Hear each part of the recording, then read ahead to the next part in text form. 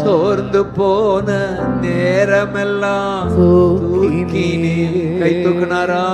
சோர்ந்து போன நேரமெல்லாம் தூக்கினீரே. சுகம் தந்து இதுவரை சொல்லுங்க, என்றைக்கு துதிப்பேன். சுகம் தந்து இதுவரை தாங்கினீர். இப்ப எல்லாரும் சொல்லுங்க, நன்றி இயேசு ராஜா,